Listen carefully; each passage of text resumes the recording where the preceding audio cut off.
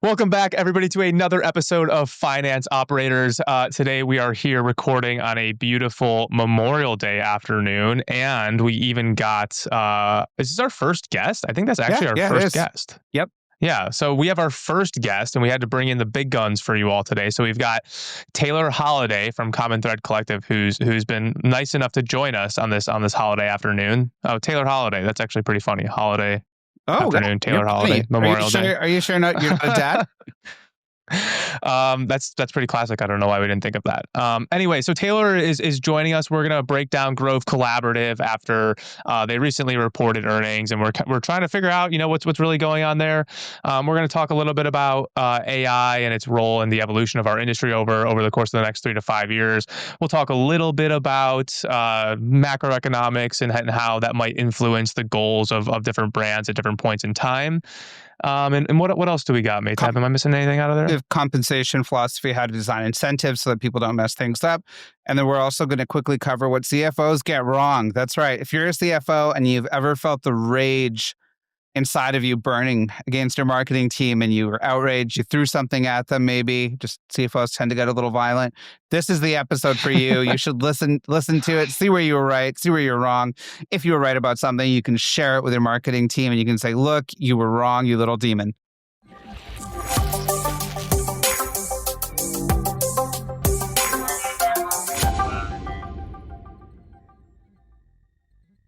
All right, guys, hold up a second. Sorry to interrupt, but do you see this wallet of mine?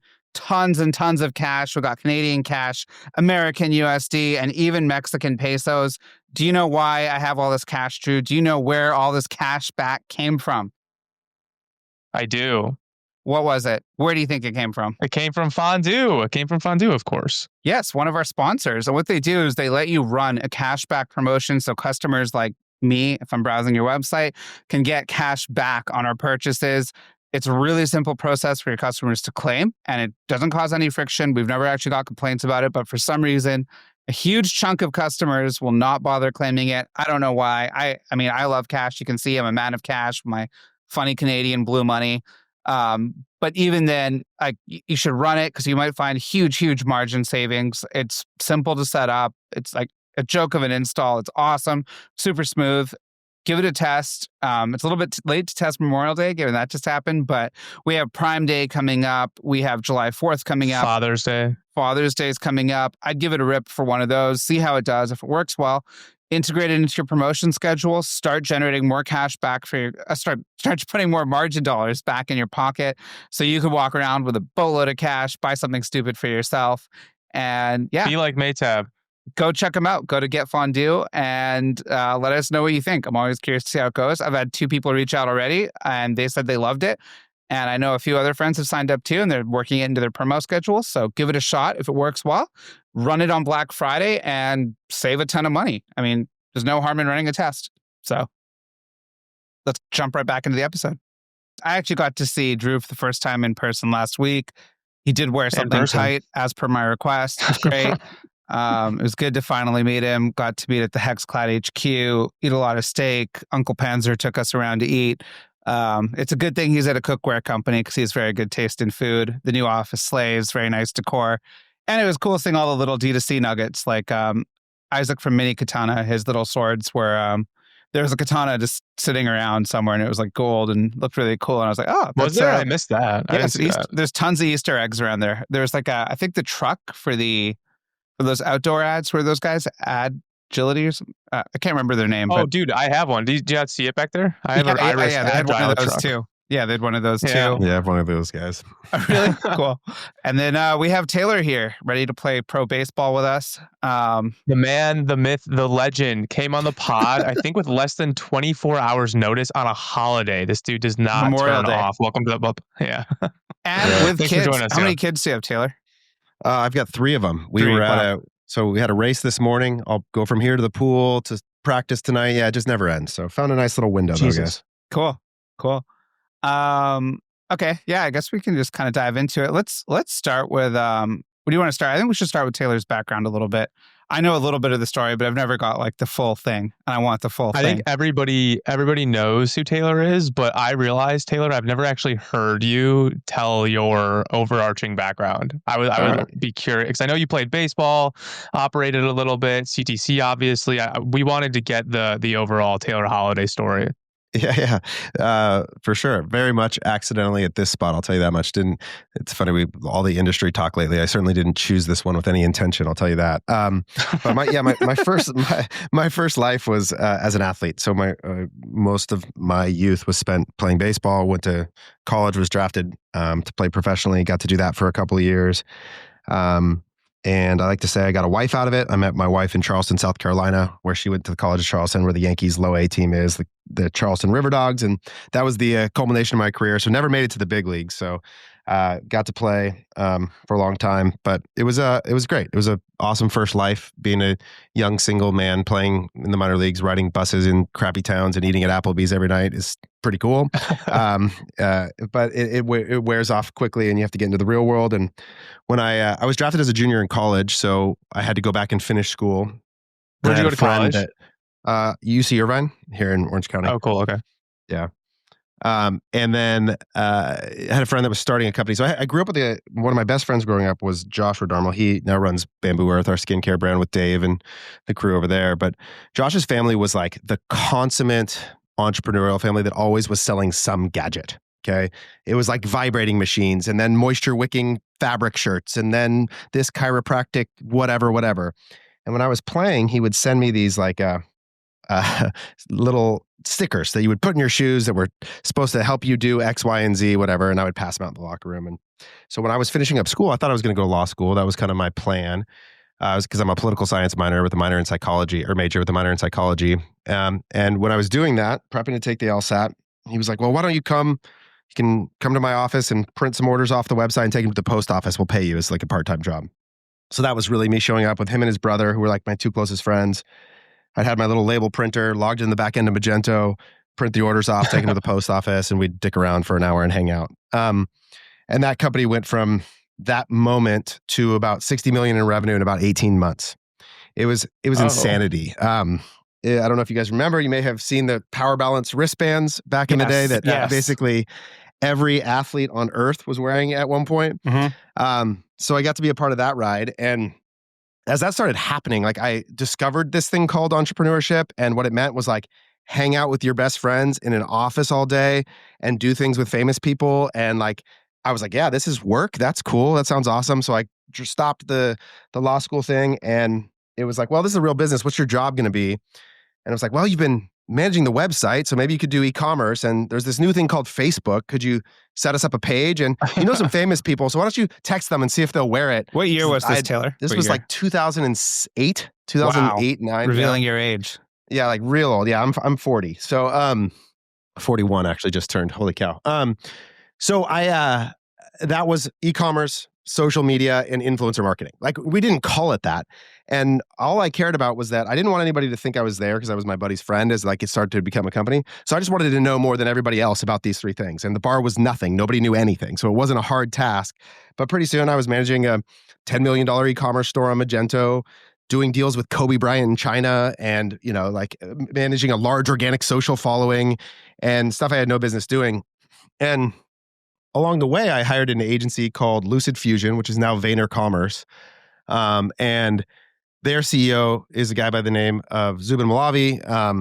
And he and I became close friends. And I used to just mess with him about what a bad business and agency was. I was like, dude, why are you just building stuff for me all the day? Like, you have to get on the phone and have me tell you what to do all day. That sucks. Like, don't do that. And so he was like, well, why don't you come here? You can try and create passive revenue for the agency, and we'll build stuff. You can use all my internal developers and designers and try and make things. I was like, oh, that sounds cool. I don't know a lot about software, but I didn't have a lot of equity in the Power Balance thing. I had like a tiny little portion. I wasn't going to get rich being there. And so I left, and this was back when Facebook apps were a thing. I don't know if you guys remember that era. Yep, I do. Yeah. Spent a bunch of time trying to, exactly. Yeah. Trying to build Facebook apps and create passive revenue for this agency. We spent like a year and a half trying to build a social layer on all the product feeds on the internet, like so you could turn photos shoppable, like tried to raise money, do that whole thing. But the problem was like we were just a money pit for the agency. Like we didn't make any money, and everybody wanted to work on our stuff because they had a bunch of healthcare clients that were like boring. They did a lot of like EMR stuff and things like that. And so I was like, dude, I don't know if I can keep doing this. He had a great lifestyle business. He was making good money on it. And so I was like, hey, I think I'll probably just head out and start my own thing. And that's when we did that. My business partner at the time that I founded CTC with was a guy named Jordan Palmer. Played 8 years in the NFL, kind of knew everyone. He's just the consummate networker. And so he's like, I'll find the brands, you do the work. And I was like, cool, sounds good. And then at the same time, my brother came to me with an idea for a silicone wedding ring. And so that's when we started Kalo. So Kalo and CTC sort of started at the same time. And so your brother moved to Australia, right? my brother has moved to Tennessee, to Australia, and back. He married a woman from Australia. Okay, so okay. That's why. Yeah, okay. yeah. And now he works why with would he Davey leave Fogarty. California for Australia? I'm like, that's Yeah, no well, way. you're It's the wrong way. They went to North Carolina now. That's even wow. crazier to me. But hey, Yeah. They're happy.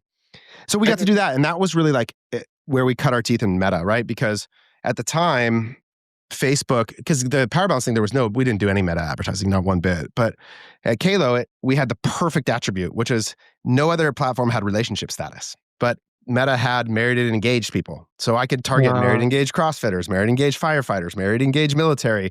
And so we just exploded that. And so that was where we were like learning our chops in paid social was used with Kalo as we were growing the agency. And we ended up at selling that, and the rest is history. But that's the roots.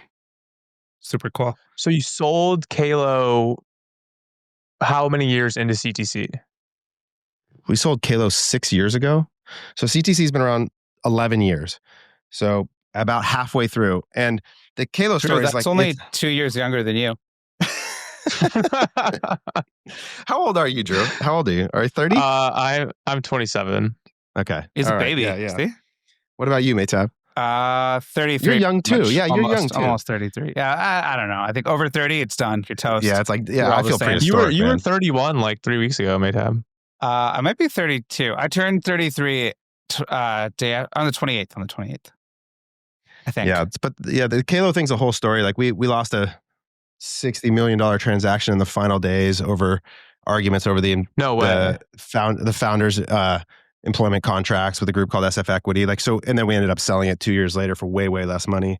So that there's a whole journey there about that business. But it's been fun to kind of be playing in both worlds all the time. And now I've realized that just the agency is the way better business model than everything you guys are after. So I've found my path after years of wasting my time trying to sell things on the internet.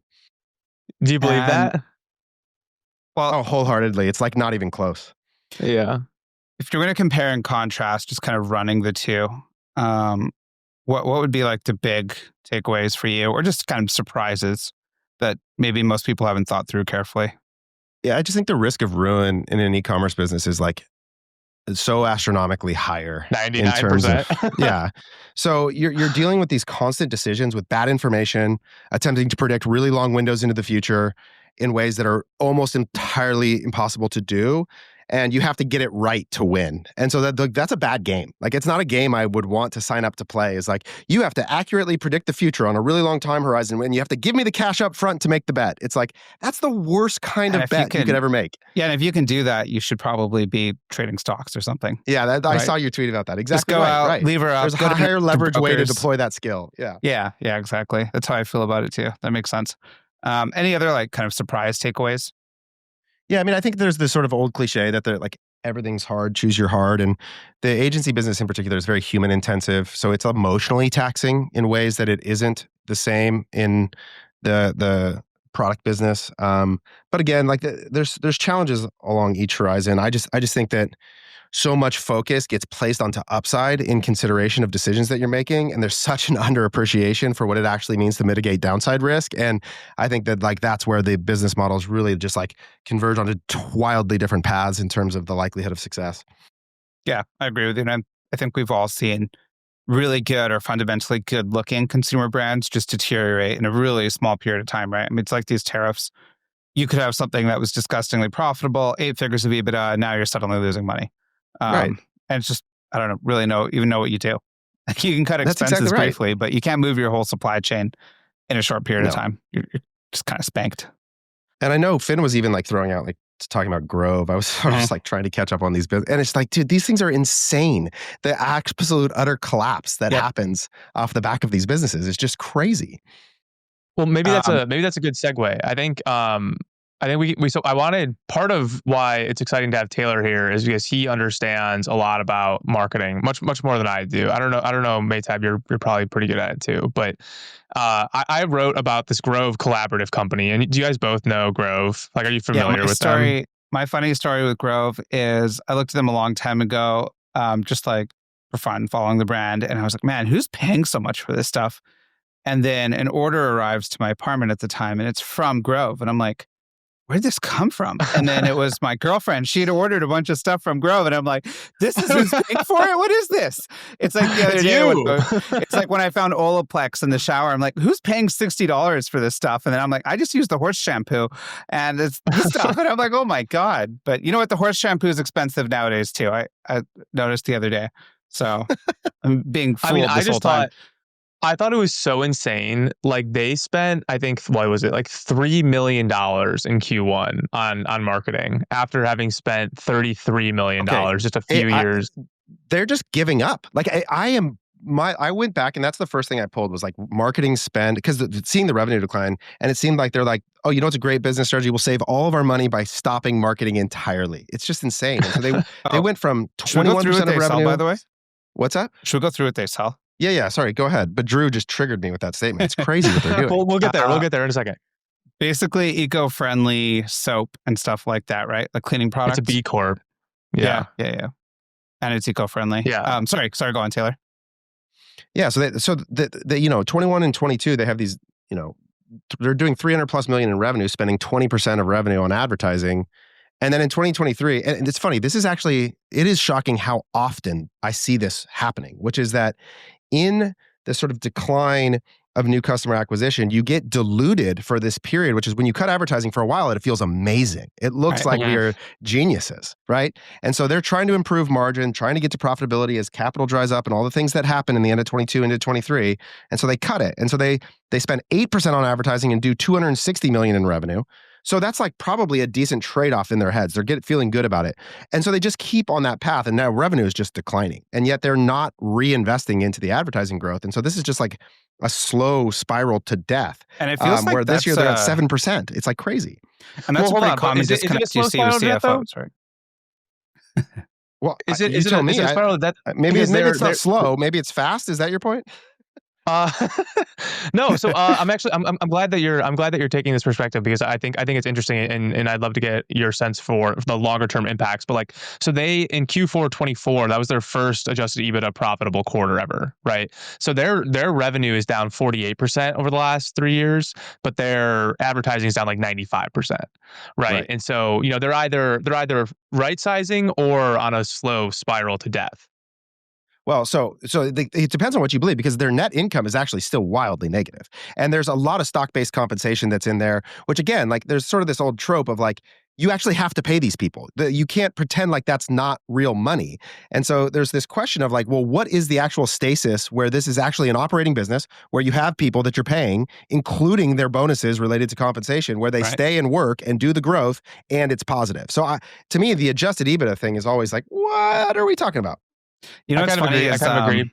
To me, there's always this disconnect with CFOs and the marketing team explaining like ad stock, the whole concept of ad stock, which is basically just a lagged effect of your advertising, right? I've actually run across this with a bunch of 9-figure brands where the CFO will say something like, let's just cut advertising spend and we'll be really profitable. I'm like, yeah, you'll be profitable for 3 weeks, and then you'll start to decline, and you're going to fail to meet all your covenants. You're going to go out of business very, very quickly. Have you seen that happen before, Taylor? And how do you explain that to finance there's guys? Literally an entire industry trend where the realization of the moment of distress for every business was like a lagging window relative to their existing customer base at the moment they decide to cut the decline, right? So the most extreme example, we worked with Ann Taylor Loft, like right out of bankruptcy. And that's you're talking about maybe one of the, like, people have no idea how big this business is. It's freaking enormous. So you can trade off of your existing customer base in a business like that for a really long time. right? And so for a while, it feels amazing. And everyone thinks you're a hero and you got rid of all the advertising waste and you're, a genius. And then all of a sudden it just collapses. And so what we saw is like it happened really fast to small businesses and then the 8-figure businesses. And then you're right. It's the last, I'd say 12 months, it's been all the 9-figure brands that have suddenly stopped. And Right. it's like, it's just a lagging window to how long they could sustain off the existing base before all of a sudden the active customer file just started to shrink and they're in a real trouble. Because the problem now is the only way out of it is to have a period of reinvestment, which is going to be Mhm. margin destroyed. And so nobody wants to make that investment, but you have to restart the growth engine. So Grove actually gives us their active customer number too. Oh So wow. like they had okay, yeah. So when they were Yeah. doing And 90 million a quarter, they had 1,600 active customers. Or sorry, 1.6 million That's active. good Yeah, AOV. Yeah. that's in thousands. Yeah.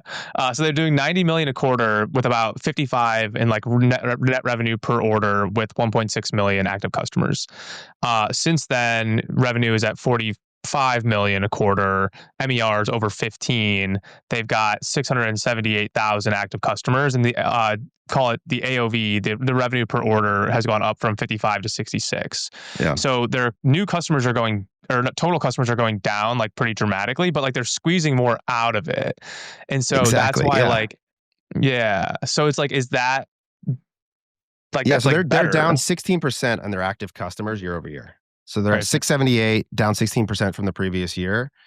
And that's to me like exactly the signal is that what you're seeing is a classic sort of squeeze the life out of everything Right. play that until somebody decides to grow that file, like the business will just continue down this line. Now, the other thing is like they're just spending so much money on the OpEx side of things too, where it's just like, this is sort of the question with Allbirds is like, is there a nice $50 million business here or is there a nice $12 million business here? Like, where's the actual line where this thing makes money? Well, Yeah. that's like I don't know. I mean, if you just look at the Q1 numbers of Grove Collaborative, like you said, net income's like wildly negative. It's not like I wouldn't say like wildly, like negative 3.5 million on 45 million of revenue for Q1. You have an MER over 15. SG&A to your point is like wild. I think there's probably a lot of shipping costs in here because it's like 50% of revenue, and that gross margin's probably inflated at like 55, 53. So to me, it's like you have this huge decline in revenue, obviously a huge spike in marketing efficiency. And then it comes back to what you said, I think just a few minutes ago, which is like whoever wants to like regrow like the new customer file, right? It's like because one thing to actually note too is that their advertising expenses went up year over year for the first time in 1Q25. It like since like they literally went public. So they've been just That's right. nuking until now. And so they're at this turning point where they're saying, hey, we're actually willing to go back and grow that file. And like we will see how margins basically react, from there. So it's kind of like, do you benefit from like, do you think they can like turn this around, or like is it just like, hey, once you give up, like you're just screwed forever? It depends. We don't see any metrics around what is their cost of acquisition. Because the challenge here is if it's negative on first order, like that to restart that growth engine is so expensive, right? That That's a they good point. don't, yeah, they probably don't have the capital and cash to offset. Because the other thing is you're coming off of like, if you think of net churn, which is like a software metric, but in e-commerce, it matters too. Like you have these large existing customer cohorts that are aging out. Okay. So that Right. if you think about the active customer file, they're big numbers they're still coming off of. So to get to net positive churn where you're growing the active customer file, you have to get a lot of new customers probably still. And so to do that, if it's first order negative, that's going to be incredibly expensive. And so now you've got a capital question, Yeah. you've got increased cost of capital at this moment. Like it's just becomes really difficult of a proposition to go do it because they're also so far out on the customer curve. Like Do you guys it's know not who like they're has really acquiring good low blogs hanging on fruit this? here. You guys What? know who has really good blogs on this? Is Kevin Hillstrom? Yeah. Yeah, I like his blog a lot. It's worth reading if anyone wants more on this specifically, especially studying like the LTV side and the financial implications. Very, very good. It's also a very old blog and poorly structured, so have fun finding everything. So the thing is though, they're spending such a small amount of money on advertising that like it's like obviously profitable, right? So like they have $37 in gross profit per order, and they have $5 in advertising costs per order. So The like question is unless new there's customers though. If you apply all that revenue against new customer revenue, how much of it is new customer revenue? but even if And what would the how much CAC do you be there? think? How much do you think? Because like even if it's 5 million? half, 10 million? I don't think it's half. That's the problem. Not at this you don't size. think it's half? You think it's I, more than I half is returning? I think that's the only way they're able to generate that kind of return. So, but even if it would have to be like 90% I bet it's for close. it to be I bet for it it's to be break 80%. even. I bet the 5 million or the 2.5 million of advertising spend, I'd be shocked if it's generating $5 million in revenue. Because if it was, that's wildly profitable on an LTV basis at 50% gross margin. Right. There's no way they wouldn't be scaling against it. So it's got to be worse than that, or they just have no concept of return on invested capital. Like one of those two things has to be true. And I don't think they're idiots. Like there's got to be somebody smart in there. So I'm guessing that it's like a 1.3 AMER against commoditized products in a highly competitive environment. And so it's probably really shitty acquisition metrics. And so they can't scale into it. What do you guys think happens? It's like there's this whole cohort of D2C brands that went public during 2021. Obviously, a great time to go public. I know why the investors did it. They just want liquidity, cash out, make a ton of money. Good for them. But a lot of these brands were obviously just way too small to be public, right? Like, I think my favorite example is Solo. Solo itself is actually a solid brand. Chubby's is really solid. You look at what's in there. Oru Kayak is actually very solid too. You look what's in there, and it's solid. Just can't support the size that it needs to be public. Just because the costs of being public are so onerous, it's tough. You have to push revenue to a certain level. And you kind of say that here too, right? Like, could this be a way better small business? Probably. And not even small. It could still be relatively chunky. It just can't be. It can't be huge, right? And it's the same case with something like Allbirds, like you mentioned. What do you guys think happens here over the next 12 months, even 24 months? It feels like stuff has to start to happen. I would like this business a lot less than I would like the Solo Stove business. I'll tell you that, because the problem is that you're talking about highly commoditized categories at really cheap prices, and almost the value proposition is how much stuff you have. Right. And so there's like this weird inventory risk, whereas like Solo Stove, it's a SKU, right? Like there's some point at which you could make that thing profitable. It's not the size that they were when they went public, because that was obviously inflated demand from COVID, but this is like, I don't know what this looks like, what the actual merchandising mix here is that actually leads to a small, healthy business. Like I don't know what it is. Yeah, that makes sense. Especially something like Allbirds. I think Maytab, what we have to get is a few rate cuts, and then all these things are going to be taken private. Like it's going to be like Casper and I guess. Do you guys know is there any other Casper? I think Durational took them private. But I don't actually know what happened. And they paid a lot for it. Like they didn't get it inexpensively. It was like 400 million or something. Which, yeah, I guess that's a lot. But yeah, these things are going to get wiped out. I mean, like, it's Taylor brings up a really good point that I didn't consider, which is like kind of like the dynamic of. Kumano is 400 million, but there's almost always crazy litigation that happens when you take a company private or you do any sort of public markets transactions. So there's probably like 8 figures and just random litigation going on. Well, and like the question is, also the funding stack. Like every PE deal, the question of like, where's the actual debt coming from for the business versus how much fees is the PE firm taking on top of it? Like what these deals get structured in a way that it's really hard for the person putting the deal together to lose a ton of money. Yeah. Yeah. And usually they'll do something like co-invest, fee free, et cetera. But anyways, yeah. I'd be curious to see what happens to Casper and where it ends up. I wish we could do an update on it somehow, get their numbers.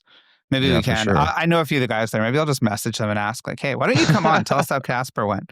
Well, it's fascinating because Nectar, like, I got to be honest, like, I'm blown away that category is viable at all. And those guys have absolutely crushed it. At least, again, never seen the P&L, but by all accounts, is one of the most successful plays in our industry. Nectar, and who's the other one that owns a bunch of mattress brands? It's Nectar. They're the one. They have like a bunch of they just basically replay the brand into a bunch of different brand styles, but super sharp team that seem at least like way more disciplined in the approach of it all, and by all accounts do really well.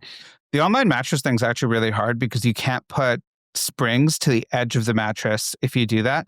So you'll never actually get a fundamentally good mattress ordering online. Like it's literally impossible. So I had a Casper mattress. I didn't think it was bad. It's like a fine mattress. You're a child. It's okay. You don't have any back problems yet. Look, Taylor's been through the athlete stuff, so he probably knows so much about recovery. Listen to Taylor. No mattresses that have been rolled up in a cardboard box. I have trouble thinking those are going to provide great support. Okay, let's whip through kind of the characteristics that you find like a good direct-to-consumer brand has, just financial metrics. or anything similar? Like, what do you think really Number one, differentiates? retail. Well, yeah. No, well, it's funny. No, I think that you have to. The reality is like there has to be some leverage somewhere, right? Right. And so I think there's like I've seen lots of different versions. No one playbook, but like the obvious one right now is you have massive leverage on customer acquisition through organic audience. Like I'm seeing a lot of brands that have influencer demand, they have network, they have capacity to drive non-pay per click acquisition of customers. And Right. like when you do that, you have massive leverage on the P&L. E-commerce looks really great when CAC is 5%. Like it just works really exceptionally. That's what my first 2 or 3 companies were. And it was based like an idiot could have run them. And I was an idiot and I was running them. And they had like 30-40% net. It was insane. That's right. And no idea it's we like were doing everything wrong. Yeah, it's magic, right? It's like, Yeah. oh, this all seems so easy. But you know, you spend a decade creating that leverage. Like I know you guys going back and forth with Bill and the team from Baseball Lifestyle, but like that's a good example where it's like 10 years building an organic audience, then you get to launch a successful e-commerce brand and talk about it. And it's like, okay, yeah, if you want that trade, go for it. Is that the right time leverage? I don't know. Does that make that a good business model? I don't know. But it certainly works once you've done it. So that's one.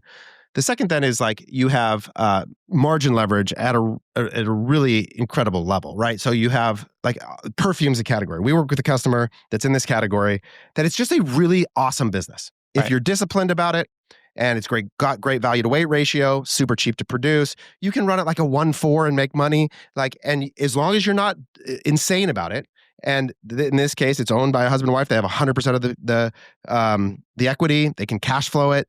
It's growing steadily, not insane. It's an awesome business, and someone would pay a multiple on it because you can go out and forecast a bunch of revenue really effectively. So that's another thing I see. The third is that you have some leverage in the supply chain that allows you to protect COGS and LTV. So in the supplement business, generally speaking, everyone talks about the great attributes, but the challenge is the commoditized categories, everything gets competed down to nothing. And so what I see is like we have a customer that works in like beef organs. Well, turns out that beef organs, like you can't actually access because not every beef farm produces and freeze dries the organs. So the supply chain is actually really constrained. And so they have basically monopolized the supply chain for turning beef organs into pills. And so they are able to sustain the LTV and margin despite a growing demand for the category because they have actual, and Maytab, you talked about this on the IP side, it's functionally creating some monopolized moat around some portion of the P&L. Yeah, we've done that with 2 of our brands. One is to sell succulents online. So we have 24 acres of farmland. And you know where Riverside is? Yep. I'm right in my backyard. Oh, really? So further into the desert, like the really bad, just straight up desert. And that's a great moat because no one's going to go out and grow succulents, right? Or that's like other floral business where it's just a disgusting amount of ops. That's right. I like that moat, but I really love the IP one because it scales without additional cost, right? That's right. It's really, really cool. It's fun. It's like an underrated, appreciated thing. We have this, our industry is really weird in that like, and I think honestly, this is like my most negative Shopify take, and I love Toby but we all got like intoxicated with this idea that we were like tearing the walls down for everybody to start a business. And that's like the worst business idea ever, to go compete in the lowest barrier to entry market ever. But somehow we're all like, yeah, Shopify's my hero. No, Shopify like ruined this market.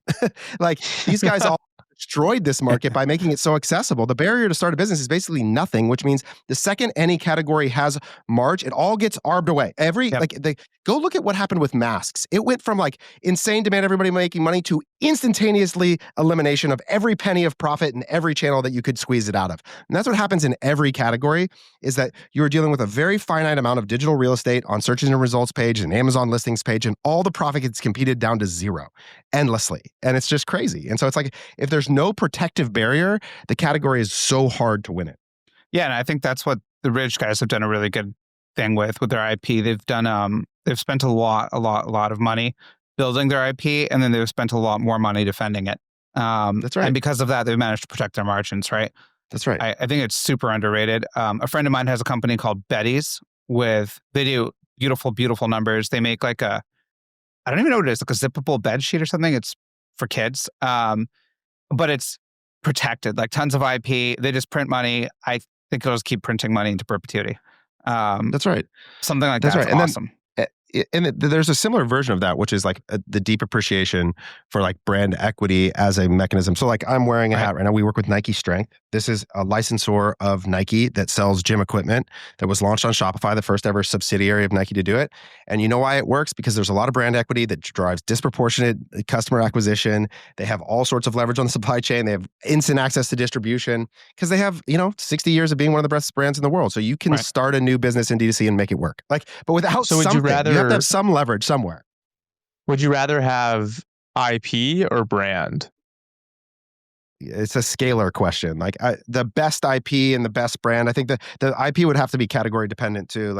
If you gave me IP on a GLP-1, yeah, I'm in. I'll take it. I'll make infinity dollars. Yeah. Yeah, I don't know. I think the IP, it's a good it's a good thing to have, but there's so many brands that have IP, quote unquote, right? And it's how hard, I don't think there's anything that's really that hard to rip off IP wise. Unless you've literally Dyson does a good job with it. Dyson's built a really cool Dyson's a portfolio $30 billion company. Yeah. So they're think built of off the back of are you familiar with James Dyson's story? Not really. Just, I think it was over 5,000 iterations of him trying to build the first Dyson in his garage or something crazy like that. Literally made no money for a decade plus and just burned through all his life savings. He's pretty old when he launched the first one. I don't know how, but definitely old. Too old to really have had fun with money before that. So launches it, and then it's just progressively been built on that portfolio of IP that they've scaled. I think it's a really good job. I don't know why no one talks about them. It's literally owned solely by him. Dude, never received any VC funding or anything like that. Really tough IP.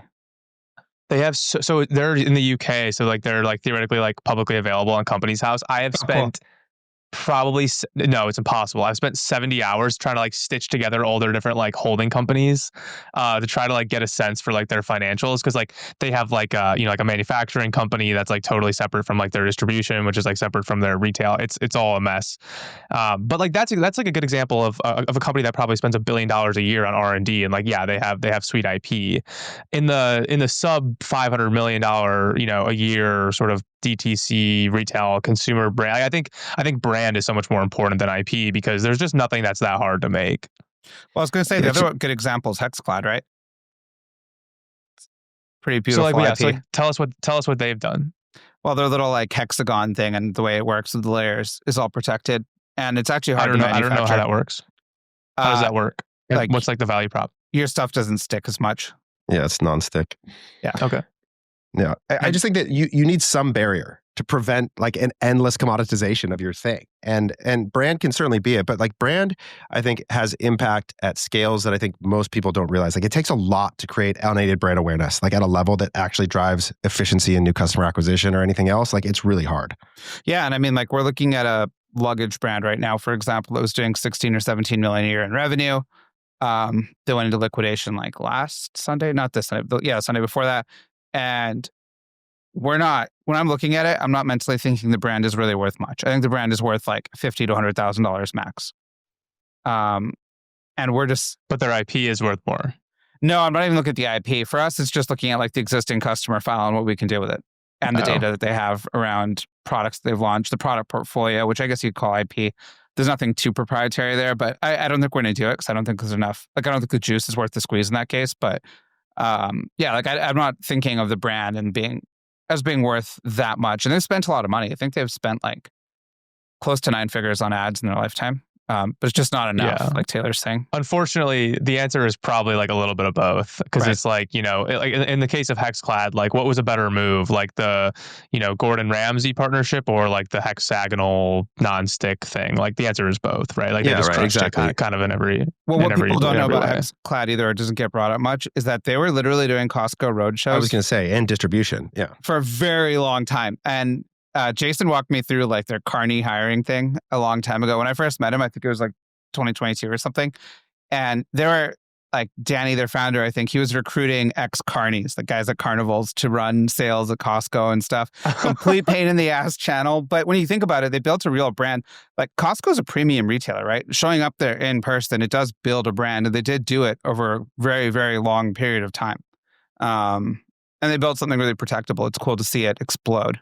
It'll probably be one of the few good D2C comps. It'll make us all more money. Another good thing on that's similar is if you can get into like a distribution channel that's hard to access, like B2B government purchasing, things like that. Like, so we worked in the early days with 511 Tactical as an example, where this was a business that most people had not heard of in Orange County that was enormous. And 50% of their business was, selling to police and SWAT, military, et cetera. Like there's just these alternative channels that the access is harder to establish because they're so relational. They end up being moats. So, I think about like, the Scrubs business was part of that. Why that worked so well was part of having access to the kind of purchasing behavior in these like established B2B channels. Right. That makes tons of sense. And I guess just looking at where you guys feel D2C is going in the next 3 to 5 years, let's just say like a D2C native brand, not necessarily married to the channel or anything, but where do you guys feel it's going in the next 3 to 5 years? What do you think the big shifts are going to be? Now we've kind of retrenched into a focus on profitability and sustainability. I think when you get these like technology advancements like we're getting with AI, what you get is this wild, like there's this arbitrage era that exists on top of it, where like if you look at Boom Boom right now, I don't know if you guys know who this is, but so Boom Boom sells like the nasal sticks. Yeah. Like if you want to go understand what's happening. Sorry, are those for working out? Like when you're gonna hit no. It's just like to clear your nasal passages. Oh, weird. Okay. Yeah. So it's kind of like I literally hold this. I have like this little thing that's like kind of the same idea. Yeah. Yeah. Go like if you want to go down a rabbit hole, go on TikTok and like search Boom Boom and watch the absolute mayhem that explodes into your feed, from like fake AI super medical claims to like every clip of every illegal copyrighted show ever to every affiliate running this massive offer. But what's happening is like what AI enables from a volume production standpoint of scaling into this mechanism right now is so crazy that brands who don't have these like slow standards and slow operating infrastructure can go and arb this for like a wild period of time. And so like that happens as these like new things, like when SEO becomes a big thing or paid social becomes a big thing, or like, and so I think like TikTok Shop affiliate creator is sort of this thing where there's this band of this, but it requires this Wild West behavior that like most people won't engage in or won't start up. And then similarly, I think you're going to similar thing where there's going to be these brands that run it like 75% marketing on like, massive margin product and basically no people. Like there's just going to be these really weirdly constructed businesses. Do you guys know Justin from Kettle and Fire? Yeah. He put it well. He said they'll all look like hedge funds more or less. Just that's right. A few highly compensated people. And I agree with you guys. Like, I know we've slowed down hiring massively by probably 40%. I don't know why. I don't know how you couldn't. Like you just don't need that many people. No, well, I'll tell you. So at CTC in 2022, we had 200 people. We have 60 now and more revenue. More revenue? Like, yeah. Crazy. Can you say by like what percentage? Like what's the multiplier? We're like at our peak to now, we're like 25% more revenue. Crazy. That is on 30% the people. Like it's AI. It's going to have the biggest impact on a business like Taylor's.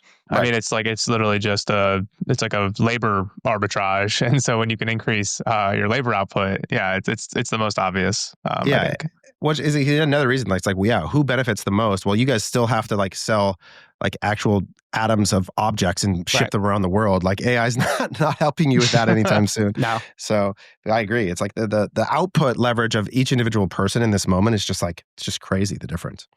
And I think something to keep in mind with this category is like, because there's such low operating leverage in the business model, these merchants are so fast to adopt that kind of stuff, right? Because there's like anything that I can get out of this is worth it to me, because it's the only fucking place I'm ever going to get any leverage in my business, because everything else sucks so bad. Unless, to Taylor's point earlier, like unless you can do something on like the organic awareness side that's going to drive leverage through like the S&M line, it's just like you have to go and adopt these tools. And so like, it's like a good thing and a bad thing, like for us, for example, right? Because like we get so many people that kind of come to us and they're looking to adopt it. And I think to answer the question, Maytab, over the next 3 to 5 years, my perspective would be AI is going to be the most transformational of it all. But I also think there's going to be like a slight return to normalcy, maybe. For the last 3 years, we've been kind of lapping the COVID stuff, kind of bottoming out, trying to figure out where does e-commerce kind of fit in the grander scheme of all this stuff. And then, in the next 3 years, it'll just be kind of like, okay, the trend line is going to sort of normalize, and everything is going, and like Shopify is going to like continue to grow as a business, and like people are going to be like, oh, wow, that was crazy for a little bit, but we're just going to keep kind of like guiding into this, omni-channel distribution where digital is a higher percentage of, retail, and you kind of got to be everywhere, but now you don't need that many people. And so I don't know that I think it's going to be like all that different beyond the AI thing. I think that's going to change basically everything. My other big take is that basically like a brand dissolves down to a product feed that just gets distributed to every point of human interaction everywhere. And like websites as an idea kind of go away. And like my kids, Yeah, watching interesting. my children interact with voice as an example, like Right. for me, if you were to ask me a fact-based question, I'm 41, I Google it. Like that's my truth. My kids ask Alexa, and whatever Alexa says is the truth. And their Oh, default interesting. response would be to go that way. And so I just think this idea that like the first thing you're going to do to find something is pull out your phone and type it into a URL bar is just not the way that people are going to behave. And so transactions move to the point of discovery, like in almost every medium, like, the sort of classic example is like the register coming out from behind the thing in the Apple store and moving to the customer. Like transaction just moves all the way to the point of discovery. That's what TikTok Shop is. That's what YouTube Short Right. Shops are. And so I think that just keeps happening to the point. And when we're wearing glasses, the transaction layer will move to as close to the point of seeing that product and clicking and purchasing as possible.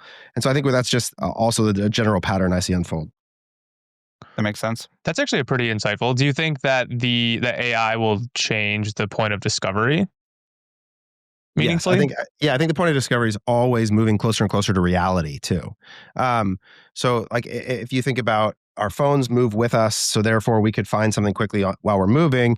Glasses are just like sort of an iteration on that, where when I see something in the world or when I'm watching it or when I'm interacting with it, I can instantaneously transact or get more information. I think that's all sort of the end state of it all, is like it literally moves as close to the exact moment and location of discovery as possible.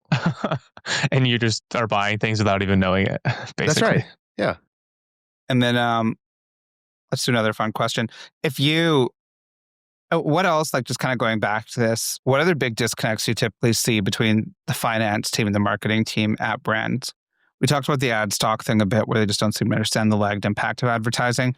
What else do you guys feel are very big The disconnects? primary problem is financial incentives. Mhm. They just have the way they're compensated is just broken. Like, and so it designs all of the organizational behavior around some metric system that's disconnected from one another.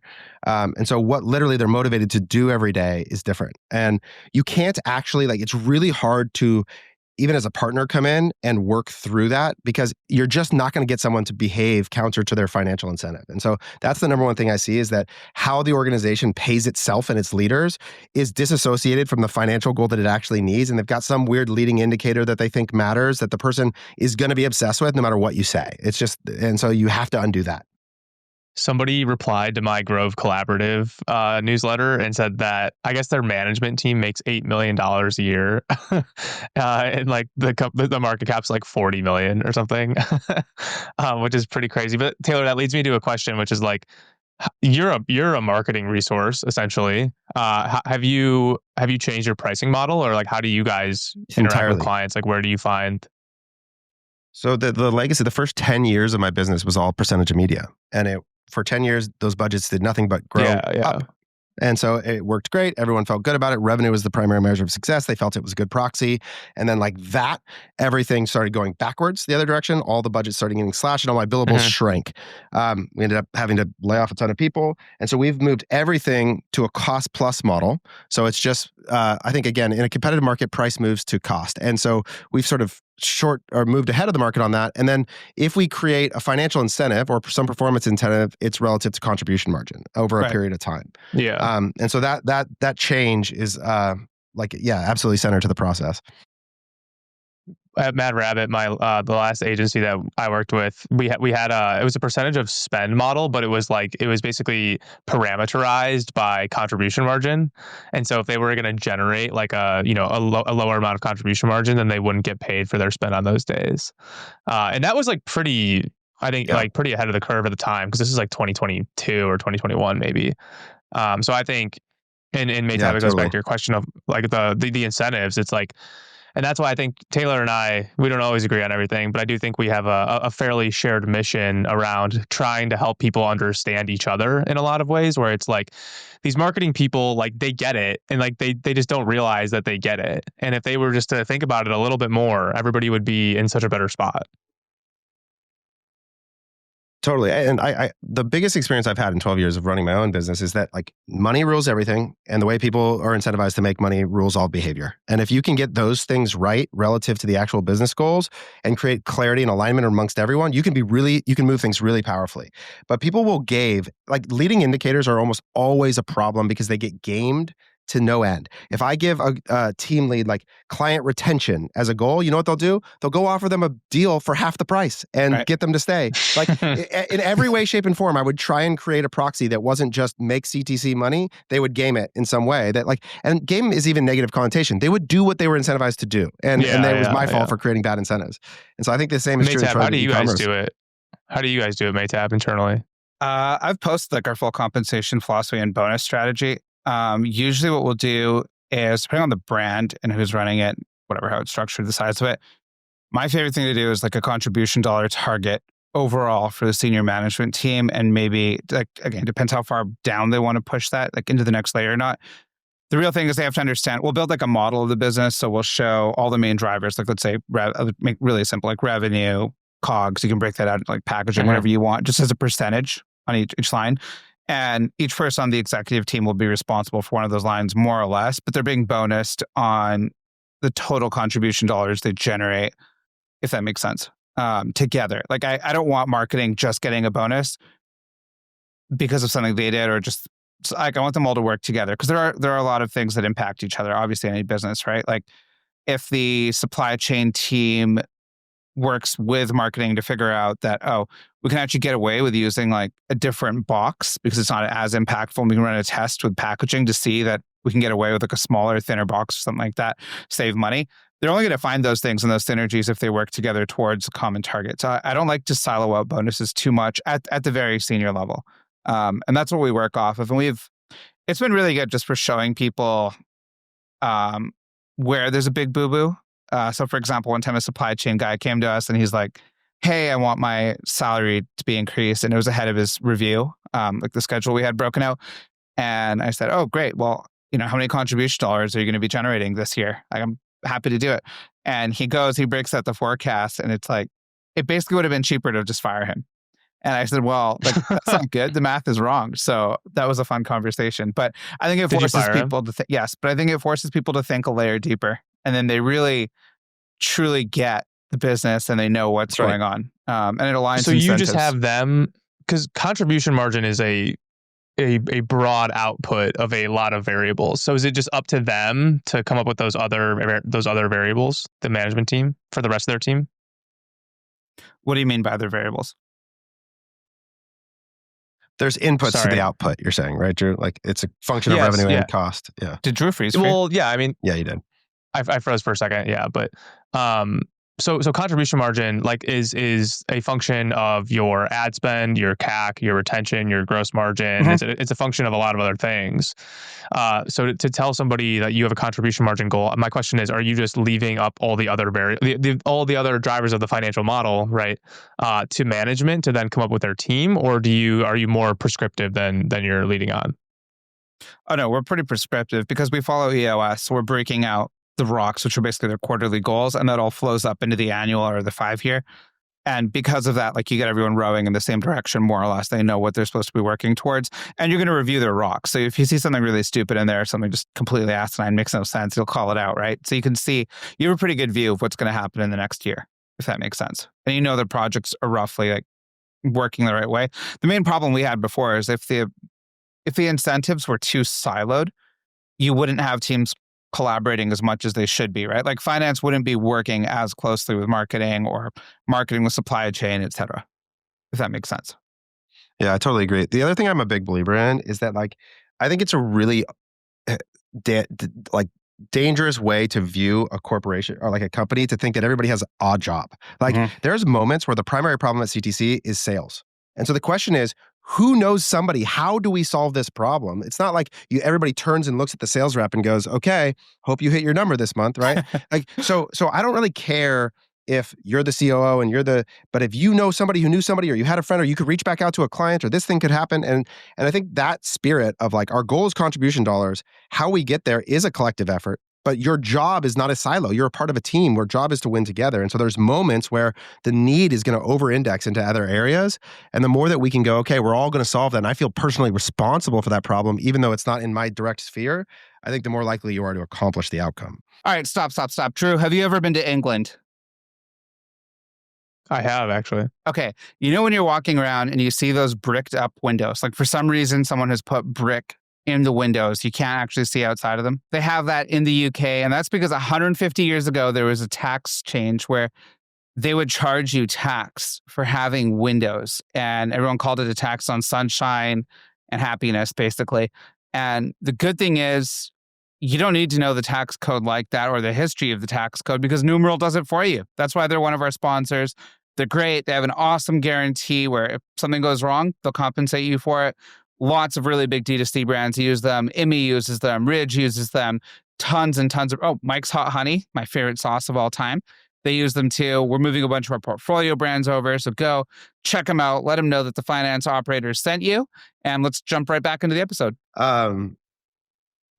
Yeah, so I'll say that one of the fundamental things I think that the entire organization gets wrong, and even where we started this conversation was at leadership. I think that one of the things that I see most broken is the incentive of the cap table. Is that the problems actually begin on how the shareholders expect to make money, and there's almost no alignment. Like one of the big secrets about our industry is that all the capital that came into it destroyed the underlying incentives of the organizations. And so these businesses that we're talking about that could probably cash flow at 30 million, that if there was one shareholder would be great. There's no way they will ever behave like that because the incentives are broken. And so I think until those things collapse, and they get reconstructed with an aligned shareholder vision, that's actually, and when I think about the CFO's job or the CEO's job, it's to deliver shareholder value. And the problem is if the shareholders want value delivered in different ways, you just end up with this organization where there's constant infighting and different strategic direction. I think the one thing, though, to caveat, though, is that shareholders want value. And there's two ways that you can get value in investing, either capital appreciation or income. And there was a really long time where capital appreciation was the best way to deliver value. And so although they were wrong now, they weren't necessarily wrong at the time. And there's a lot of people that did incredibly well with that strategy. Yeah. My issue with capital appreciation, though, is that banks so hard on the macroeconomic environment, right? And how hot your category is. If your category falls out, you're just screwed and you're totally off the mark and you're probably dead. But if you're looking at something like cash flow out, at least you're still alive. And what are you? Yeah, but you would underperform. But are you going to force people to mark market? Are you going to hire a third-party observer every year to determine if you did a good job then or not? How do you actually ever have a scorecard about, because the market dynamic is so different, if that's the measurement stick? I mean, it's basically measured in TVPI and DPI and stuff in private equity, right? So it's what you do is you just measure how much are we paying back to people, and if you're not paying, if you're basically buying companies because you think they're going to cash flow you, you will underperform as a private equity manager. Your LPs are going to be way better off putting their money in the S&P 500. That's completely liquid. It pays more, and so it comes down to basically the capital, like you said, Taylor, which is the shareholders and what they actually want. So from 2010 to 2020, there was no way to invest into this category and then want income that. It was completely unrealistic. No LP would ever invest in any fund that was investing in D2C or retail brands with a strategy of actually yielding cash. And so I think my point is just it changes. The correct answer can change. And to Maytab's point, it's a function of the macro. And so I think they're wrong today, but they weren't necessarily wrong, 10 years ago. And it just comes down to who timed it well, which is maybe a bad business to be in. But the benefit of hindsight is obviously 2020, of course. For sure. And look, if you have an alignment of a group of rich people that don't need money and they say we're taking a moonshot, then your behavior can follow and it's awesome. Great, cool, go do that. I think what I see is that you've got one guy on the cap table. So I'll go back to the Kalo deal. The fundamental problem was that one founder believed it was $1 billion company and the other wanted the money right now. And because the two of them had misalignment, the entire organization existed in strategic conflict. And then ultimately, when the deal come and someone tried to give them a $60 million check, it didn't happen because they didn't have alignment and everyone got screwed. And it ended with way less money than that. Right? So is that something public that you talk about? One quick thing about selling your company. If it's a life-changing amount of money, you should just say yes. That's right. That's right. And so I think that's one of the underappreciated things about who you go into business with is that if you guys are at different financial stages, that's going to be a problem, whether it feels like it at the time or not. Like because the appetite for the realization of the win is going to be different if someone's already well off and one person is starving. Yeah, totally. And it's really hard. Like we're thinking about bringing in a third partner, and I was like, okay, cool. So you're good to write the check, and they're like, what do you mean? I'm like, well, yeah, we're probably not actually taking any money out for like the next 2 or 3 years. So and you have to put money in, so puts them in a funny spot. Yeah, saddle up. Here we go. Yeah, exactly. Funny conversation. Okay, cool. I mean, as far as CTC, who should reach out? Who should not reach out? Yeah. What do you think? So our goal is to serve the mid-market, the $10 to $50 million company with a level of sophistication that you'd get inside of the biggest agencies in the world and help you drive predictable, profitable growth. So we're doing that through technology. We're going to bring forecasting. We're going to bring measurements. We're going to bring incrementality and help you build a disciplined roadmap for growth that's going to allow you to hopefully grow shareholder value and put money in your pocket. And that's really what we're after, is that teams are maturing through this process. We have years of messing it up and learning from it. And so hopefully we can help to accelerate you a little bit on your journey and improve the way that you're operating. Cool. And then you what guys kind also of have services? you guys also have the downstream service, right? Yeah. So my dream is to continue to use technology to lower the price of my service to address the broader market. The reality is, like, e-commerce, the entire market is 7 figures and below. It's 95% of the market exists at that size. And so that's what I want to be able to do, is to bring really awesome tools and financial sophistication and great media buying into those spaces. And so we've done that most recently with a program we called the Global Accelerator Program, which is a way that we've combined technology with international labor to be able to provide our level of service to 7-figure brands for $5,000 a month. You get growth strategy, media buying, creative support, and it's about all month to month, no obligation.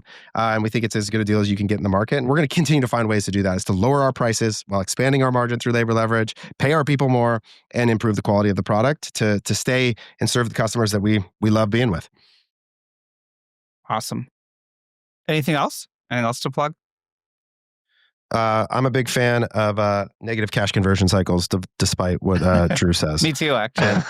And if he's going to gaslight people by using an example that's a negative 10% net margin company and not address that that's the underlying problem with that example, then I've got an issue with you, Drew. How many companies don't have a negative 10% net margin that are trying to optimize for a negative cash conversion cycle? Well, let's call the issue then. Like, fix the margin first. I'm fine with that. You can negative cash conversion yourself into a negative bank account, but that's the problem there, not the negative cash conversion cycle. I agree with that. That wasn't disputed. Fair. Well, that's not fun, Drew. My issue with that is just like people like think that they can like run a shitty business and then like sign up for like a Parker card and like they're gonna be okay. And it's like, it's like you're an idiot. Like and you don't want to get caught. You don't want to get caught flat-footed when there's like a change in the amount of capital that's available on the terms that you want. Which has been really rough. Isn't turning your supplier into a lender solve a lot of that risk, though? Isn't that totally sort of the point? Yeah. I definitely like unsecured vendors are the best. Much exactly. better than lenders, like actual lenders. So. That's right. In foreign countries that have no recourse, like that's like the best kind of lender that you could have. And they have access to the cheapest capital because the export banks. That's right. Finance it. So it's a win-win. Cool. Anything else you guys want to cover? OpEx as a percentage of revenue, Drew. I think I was thinking about our disagreement here. And I think it's that when we look at it, I don't include all marketing spend in my CAC definition. We only include like paid media in it. And so that's why I think our percentages vary in terms of what you think the benchmark is and what I think it is. I only is that include right? paid media too, by the way, for marketing spend.